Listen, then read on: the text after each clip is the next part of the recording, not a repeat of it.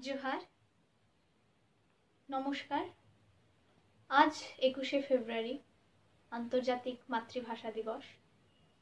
1952 ख्रिस्टाब्देर 21 February Bangla भाषा के राष्ट्रीय मर्यादा पेते बांग्लादेशे